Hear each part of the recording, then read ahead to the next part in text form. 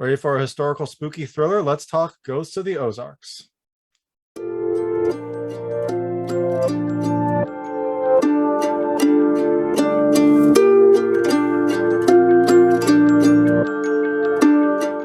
Hey everyone, this is David Stark from Watcher Pass, and today I'm talking about Ghosts of the Ozarks, which is coming to theaters, digital, and on demand on February 3rd, 2022.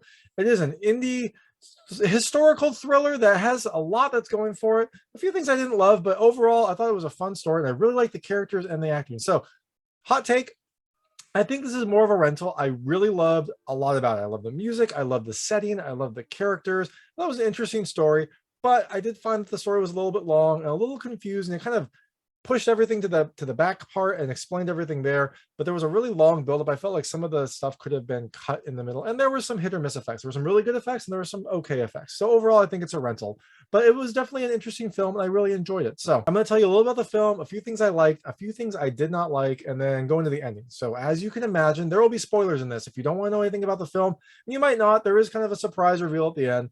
Then turn this off now, go check it out. It's going to be in theaters and on demand pretty soon, so you can check it out then and then come back and see my thoughts. If you've already seen it or you just want to kind of know some more about the mystery, then let's keep going. So in Ghost of the Ozark, you have James, who's a doctor with a little bit of a past, a mysterious past, that is coming to this small town in the Ozark Mountains that is run by his cousin Matthew, and it's this kind of isolated town. There's a wall around it. It seems like it's out in the middle of nowhere, but he's going there to start a new life, to kind of get a new start. And because the town needs a doctor, they had a doctor and the doctor is gone now. So James is the natural person to take over. On his trip over to this town, he has a really bad encounter with I don't know, a local or maybe just some sort of bandit who is about to attack him. And then this mysterious force takes the bandit out. And James, you can imagine, is a little bit shocked by this. He runs to the town and then arrives, somehow manages to find this town and arrives and starts his life there. But he already arrives with this understanding that there's something out there in the woods that is, you know, at least hurting people, although this person was a bad person, so maybe it's a good thing that he was hurt. As James learning more about the town and its quirky characters, he also learns more about the ghosts who are protecting the town, but also keeping everyone in line. And you find out maybe there's more to the story than you originally thought. So things I liked about this movie. The first, strangely, is the music. And that's a weird thing to say for a film, that the music was the first thing I liked, but it is a fantastic soundtrack. It's this really great score. It really gives this film a much, I don't know, more premium feel. It makes this film feel like a lot more of a polished experience than you would normally get in an indie film. The music is perfect. It is beautiful. It has this really wonderful cello music that during some of the serious scenes that really gives it a sense of gravity. It also has a lot of really light strings. I think I picked up some banjo in there, maybe some violin, some strings that kind of help set the tone. This is a film that is set in the Ozark Mountains, so you want kind of a country feel, and the music does that. It's not like stereotypical country, but it has hints and influences of that type of music, and it really does make this film stand out. I mean, I thought the music was amazing. It was the kind of the first thing I really noticed, and really it was the first thing I asked the filmmakers when I interviewed them, was about the music, because I loved it. I thought it was really well done, and it actually turns out one of the filmmakers is actually the composer on the film. So kind of crazy that one of the directors also wrote the music to this film. But it is something to hear. Definitely make sure you have a good sound system when you watch this. The second thing I really loved are the characters, and the film has a really interesting collection of quirky characters, and some of this is also kind of played off by the actors who are involved. The film has a good cast, and I think they play really interesting characters. You've got James, who's this kind of doctor with a mysterious past. You have Annie, who is this kind of independent, strong woman who's looking to maybe try to better her life and trying to kind of learn a new skill to be more useful in the town. You've got Douglas, who is this kind of quirky clothing maker who loves hats. It's played by David Arquette, who just is so enjoyable in this role. He's very kind of charming and fun, and he provides a little bit of levity in this overall story. And then you have Torb and Lucille, who run the bar. They are both strong characters, although Torb is blind, but he does a lot more than you would expect from a blind person. He's played by Tim Blake Nelson, who can see, but I guess for the filming, he did actually try to kind of cover his eyes and get around without seeing, to give the character a little bit more of a I don't know, realistic feel. But Torb is an interesting character just because he can do so much and has a lot of an air of mystery to him. And the third thing I really liked are some of the effects, and I'd say the majority of the effects are pretty good. There's some decent gore that I thought was really well done, and there's some interesting fog effects and some supernatural effects that happen with the fog that I thought was really good. It really does kind of give this a different feel when the fog rolls in. There's this red coloring to the fog that makes it feel sinister. And overall, I thought it did a pretty good job with a limited kind of indie budget. And the last thing I really loved is the setting. And I think the setting for this film is perfect for the movie and also for an indie film because it's set in this kind of remote town. The town has walls around it. So you don't really wonder why you're not leaving the town. Also, the ghosts kind of protect and keep people in the town. So no one ever wants to leave the town. So you don't really you don't really wonder why this film is only set in this one space, which I think is a really, really smart move for an indie film. But the town has enough variety. You've got the characters, like I mentioned, each character kind of has their own shop and their own place. So you do get a little bit of variety there. And also, it looks like some sort of authentic kind of country town. Like it looks like it could be any sort of like 1800s Wild West town that's out in the woods. I thought it was a really interesting setting, and this isolated town is a good place for a thriller. Oh, and also one thing I really loved about this movie is that the town has all these paintings in it that kind of represent the ghosts and kind of the darker founding of this town. And I really loved those paintings. I thought that they did a really good job of giving it more of an eerie tone. I thought that they were really interesting looking too. I kind of want one for my room, but I don't know where I'd put it, but I'm probably going to seek one out. So things I did not love about this film. The first is the gunfire. I thought that it was a little underwhelming, both from the sound and kind of the effects side of things. Thankfully, there's not a ton of gunfire in this movie, but when I did see it, I thought, it was a little bit of a letdown, especially the sound, because this movie does a really good job of sound. I thought the gunfire sound didn't sound as big as I was expecting, and the actual effects weren't as, I don't know, kinetic as I was expecting them to be. The second thing I did not really love is, I guess some of the effects did look computer generated, and I talked to the filmmakers and they said like 90% was practical, 10% was computer generated. I don't know, one of my things is CG effects, so if I see them I kind of notice it. But there was also, I think there were some scenes when like people would get picked up by the ghost that looked a little manufactured. But overall, this is a minor criticism. I thought the effects overall were pretty good. I guess my biggest criticism of this film, one of the reasons I thought it was more of a rental, is that the story is both kind of long and confusing. The story does feel a little bit long. You get a big revelation kind of halfway through, and then I was like, okay, this film is going to wind down. But then you have another about 30 or 40 minutes of the film to go through. And it's not like nothing happens, but it does feel like maybe the story was a little bit longer than you needed it to be. And on the flip side of that, the story is a little bit confusing because you don't really get the big revelations until the very end. So you have a long film with some mystery, some slow pace, and some overly long sequences without really knowing the big reveal, the big aspects of the story until the very end. So these two together, I thought, made this film feel a little bit longer than I expected it to be and a little bit more confusing than I expected it to be. Now, it's not that bad, but there were some times when I was looking at the film wondering, like, how are they going to fill the rest of this time? And they do fill it, but I didn't really love those experiences. I really liked the start. I thought the start was really good and the mystery was good, but I felt like maybe they could have trimmed some parts of it, maybe towards the end, maybe have it be a little bit of a cleaner, tighter ending would have been nice. So speaking of the ending, eventually you have Annie around the middle of the film. She gets attacked by some people in town, and some of the people that you would not expect to attack her, some people who were actually pretty close to her. She gets beaten up pretty badly, but she does eventually fight them off. And Doc is able to mend her and to heal her and to bring her back to health. But she definitely took a beating during this fight. I think the thinking is that the ghost got to her, and so this leads Doc to try to figure out what's happened. And eventually, Douglas gives him a picture that he took of that night with Matthew, who's the town leader, and also James's cousin, sitting out front of where Annie got beaten up, kind of overseeing what happened. So the implication is that Matthew didn't participate in the fight, but he knew what was going on and he was watching it, which, makes James very concerned. Like, why would he allow this to happen? Like, why would he allow Annie to get beat up? What is going on here? So this leads James to confront Matthew, his cousin, and say, like, what's going on? And this leads James to find out that Matthew is using the ghosts to keep the townsfolk in line. So they are some sort of supernatural force, but Matthew is using them to keep the townsfolk in line, to make sure that both the town is protected, but also to make sure that no one gets out of line. And you also find out that there are diamonds underneath the town. And so James finds out that there are these like rare diamonds under the town, and that Matthew has been using the ghost to make sure that the town folk don't question what's happening underneath.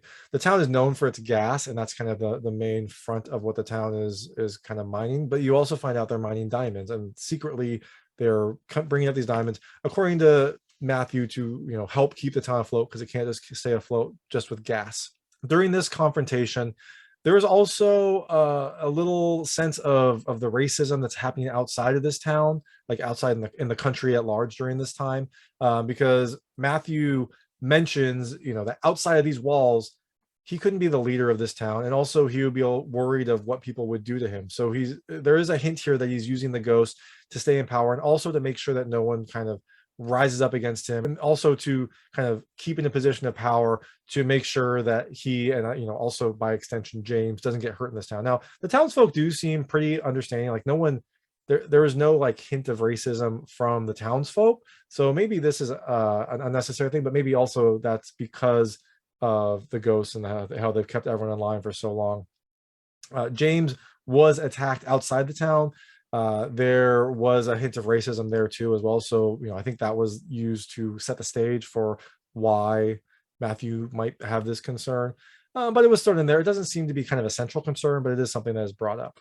So James then kind of runs out into the forest to confront the ghost. I think he's trying to figure out what's happening. Also, he's just appalled by what Matthew is doing, and he does run into the ghost, and they tie him up and kind of hoist him up by an arm, which seemed a little weird, because if the ghosts were going to take him out, you'd think they would just take him out. They hoist him up by an arm, maybe to set an example, maybe to kind of show other townsfolk that they can't do it. But William, who is Annie's brother, this like towering, quiet giant, sees James strung up and shoots him down and helps him back into town.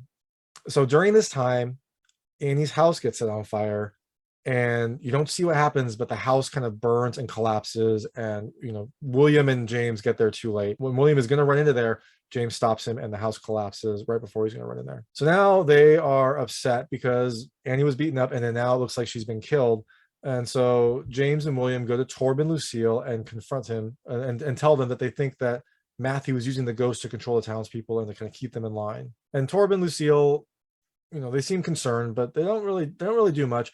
But now it switches to this ceremony that Matthew has been putting together. It's a ceremony to kind of honor the town, and so it's a strange change. All of a sudden, like, you have this nighttime outdoor ceremony, and all the townsfolk except for like Matthew and James and William are wearing these like pet cemetery type masks, these like little animal masks on them. So it does turn into a little bit of a creepy vibe, because you can't see people's faces and everyone is kind of watching Matthew like a cult almost. So Matthew's out there at this ceremony. He mentions that when the town was founded, it was just him, Torb, and Lucille. They were the founding members of the town, and now look at what they've built.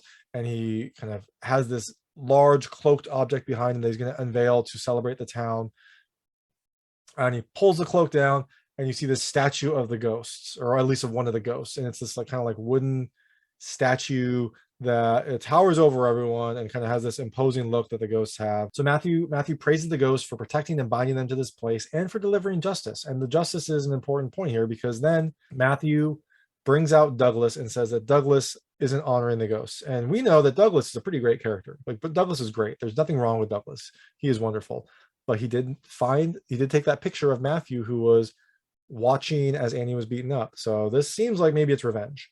But Matthew brings Douglas out, says he doesn't honor the ghosts, and strings him up by his arm, just like James was strung up earlier. But during this, William comes in and saves Douglas. He confronts Matthew and demands that Douglas is set free. Douglas is set free, but during this confrontation, some of the minions, some of the masked kind of animal or pet cemetery minions, break into Torb and Lucille's bar and set them on fire. And you think, uh-oh, like something's gonna happen. But then Torb and Lucille go all ninja, and they start like slaughtering these masked people silently. It's pretty impressive for Torb, because he can't see, but they silently kill basically everyone who's setting the bar on fire. So back at the crowd, you've got Matthew trying to turn the townsfolk against James, because James calls him out. He says that Matthew's been using the ghosts to keep the town in line and also to protect their like diamonds that they're mining. And Matthew is, trying to convince the townsfolk that they need to honor the ghosts or else bad consequences are going to happen. And then, as you'd expect, ghosts appear, or at least a ghost appears. It comes out. It's this, they're dressed in this like kind of animal type robe with these horned antler things. They look pretty imposing. But then the kind of robe falls off, and you see Annie underneath. Boom, Annie's alive. She's there. And she tells everyone that the ghosts are a lie, and that the ghosts are, the townsfolk's neighbors who are used to keep them in check. So in response to this, Matthew calls on the ghosts and uses, tells them to like, protect the town or keep everyone in line. And now you get to see the theatrics that happen with the ghosts. And so you see kind of, they have these red fog machines that they come out. You see some of the townsfolk come out with like gas masks. It is theatrical, although it is weird that they're not wearing like their ghost getup. I would expected them to wear their ghost getup, because now kind of like they reveal that they are actually not supernatural. And so this seems like maybe the town would be in jeopardy. I don't know. The town still panics, and James is trying to calm everyone down, telling them they're just parlor tricks, but everyone kind of runs away and starts coughing because of the smoke. So Annie, James, and William are trying to get everyone out of the area, trying to get them to safety, get them to fresh air. And during this, we find one of the ghosts, or one of the townsfolk who are spreading the gas, confronts Matthew and says, like, you were only supposed to scare Annie, not try to kill her. So we find out that Matthew was really in charge of this kind of, I don't know, disciplining, and he kind of went too far. So maybe this is an endemic of Matthew also. Matthew seems to be becoming a little more totalitarian in his tactics, and maybe he is also just becoming a little bit drunk with power and going too far in keeping the town in line. I think that's one of the themes that we get from Matthew's overall disposition and how he rules. And kind of right in line with this, Matthew then shoots that person. So I think Matthew probably has gone a little too far here. Everyone's coughing. There's a little bit of chaos, and we cut over to Torb and Lucille. So Torb and Lucille have finished off all their attackers, and Torb is getting a drink from the bar, and he kind of looks for or calls for Lucille, and Lucille's not there. So he goes outside, and we find out that now Matthew has kind of kidnapped Lucille. He's kind of holding her hostage with a gun. And, so Torb confronts Matthew. Matthew tells him, I was taking your eyes not enough. I think he took his eyes to keep him in line and to make sure that, he didn't tell the townsfolk about the ghosts and kind of the secrets of the town. But at this point, I think Torb has probably had enough of Matthew. Seems like a lot of people have. And so he starts to confront Matthew. And Matthew, still holding Lucille hostage, and he starts to shoot Torb. And he gets like 3 or 4 shots in Torb, which, again, this is a scene where maybe doesn't seem that realistic, but he gets about 3 or 4 shots into Torb. Torb keeps going, and eventually Matthew runs out of bullets, and that's when Torb pounces and takes his eyes, kind of as a just desserts, right? Like Matthew took Torb's eyes, so now Torb takes Matthew's eyes. Matthew runs away, blinded, crying, and Torb kind of collapses. Lucille comes over to him. There's this nice tender scene where Lucille is kind of holding Torb as he dies. Again, I kind of thought that maybe Torb would use his like supersonic power or something to take out Matthew without getting shot 3 or 4 times, but it does make at least a nice scene. So now Matthew has been kind of taken care of. The town is safe. Torb is dead, but at least the ghosts are all kind of taken care of, and Matthew's out of there. Fast forward, you see Annie and James kind of rebuilding the town, or at least talking about what's going to happen next. And Annie recommends that maybe James become the leader, and James is like, no, I don't want someone else from my family to be lead. And she's like, I think you might be surprised. So the kind of implication there is that James is going to now take over, and James is a much better person than Matthew, so I think he would do a better job of leading the town. But that's kind of the implication. So at least the town will survive, and maybe it'll have a good leader now. But right before the credits, we get another scene. You fast forward into the woods, into the scary woods, and you see Matthew is there, kind of blindfolded because he doesn't have any eyes now, tied up in the woods. So I don't know what that implication is. Maybe Matthew's going to come back. Maybe there's some aspect of the ghosts that are real. I think it's just to show that Matthew got his punishment, but it is an eerie scene. I wasn't sure if it was meant to imply that maybe Matthew's going to try to come back and exact some revenge, or maybe this is how James is getting his revenge. Like, he doesn't kill Matthew, he just leaves him out in the forest to kind of let the fates decide. Maybe that's what happens. But that's Ghosts of the Ozarks. Like I said, I liked a lot about it. I thought it had a lot of really interesting things. I love the music, I love the characters, the cast is phenomenal. But the story did feel a little long. So ultimately, I think it's a rental. Look, if you go see it in theaters, you'll probably have a good time. It's playing in limited theaters, so if you can see it nearby, go for it. But overall, I think maybe you should just rent it, watch it at home, and enjoy it there. So thanks so much for watching. If you liked this review, please like and subscribe to this channel. It helps me out a lot. Make sure all my new content goes straight to you. And check out my other content. I've got an interview with the directors of this movie. I've got other reviews, unboxing videos, and recommendations. Thanks so much.